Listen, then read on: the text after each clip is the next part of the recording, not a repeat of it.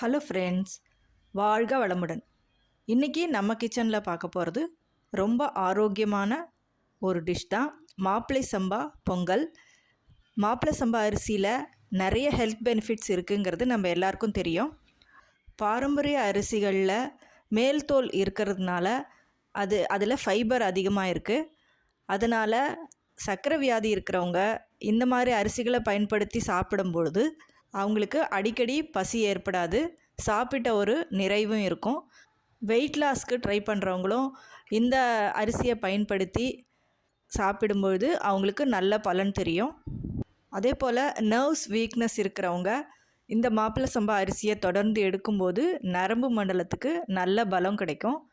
சரி, வாங்க இந்த ரெசிபி எப்படின்னு பார்க்கலாம். இங்கே நான் 1 டம்ளர் மாப்பிளை சம்பா அரிசி எடுத்திருக்கேன். இதை குறைந்தபட்சம் ஒரு 5 மணி நேரமான ஊற போடணும். அப்போ தான் இது நல்லா வேகும். நான் இதை ஓவர் நைட் ஊற போட்டு எடுத்து வச்சுருக்கேன். இது இப்போ நல்லா ஊறியிருக்கு. இப்போ நீங்கள் எந்த கிளாஸில் எடுக்கிறீங்களோ அதுக்கு பாதி அளவு பாசிப்பருப்பை ஒரு 20 நிமிஷம் ஊற போட்டால் போதும்.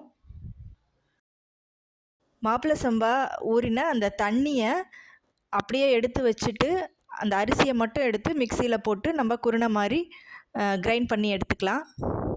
இப்போ அந்த ஊறின தண்ணியை நம்ம பொங்கல் செய்கிறதுக்கு பயன்படுத்திக்கலாம். குக்கரில் நம்ம 1:3 அப்படிங்கிற ரேஷியோவில் தண்ணி வச்சு இந்த தண்ணி நல்லா கொதிக்க வைக்கலாம். ஒரு குக்கரில் பாசிப்பருப்பை போட்டு அதுக்கு ஒரு 1.5 டம்ளர் அளவு தண்ணி விட்டு நல்லா குழைவாக வேக வச்சு எடுத்துக்கலாம். இப்போ தண்ணி நல்லா கொதிச்சிட்ருக்கு. நம்ம குருணையாக பொடி செஞ்ச மாப்பிளை சம்பா அரிசியை சேர்த்துருவோம். இதை நல்லா கலந்து விட்டு மீடியம் ஃப்ளேமில் வச்சிடலாம். இப்போது நம்மளோட பாசிப்பருப்பும் நல்லா வெந்தாச்சு.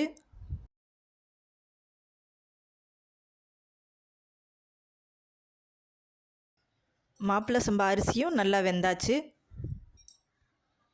இப்போ பாசிப்பருப்பை அரிசியோடு சேர்த்துடலாம். தேவையான அளவு உப்பு சேர்த்துக்கலாம். நல்லா கலந்துட்டு பருப்பும் அரிசியும் ஒரு 5 நிமிஷம் நல்லா வேகட்டும். அடுப்பு சிம்லேயே இருக்கணும். இப்போ அரிசியும் பருப்பும் சேர்ந்து ஒரு 5 மினிட்ஸ் வெந்துடுத்து. இப்போ நம்ம இதுக்கு தாளிச்சிடலாம். அடுப்பில் ஒரு கடாய் வச்சுருக்கேன். கொஞ்சம் தாராளமாக நெய் சேர்த்தா தான் நல்லாயிருக்கும் பொங்கலுக்கு. இதில் 1 ஸ்பூன் மிளகு, 1.5 ஸ்பூன் ஜீரகம். மிளகு சீரகம் நல்லா பொரிஞ்ச உடனே பொடியாக நறுக்கின முந்திரி சேர்த்துக்கலாம்.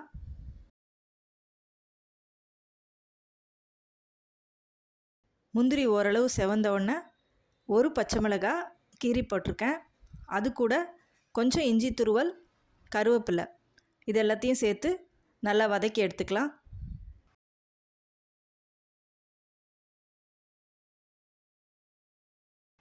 இதை பொங்கலோடு சேர்த்துக்கலாம்.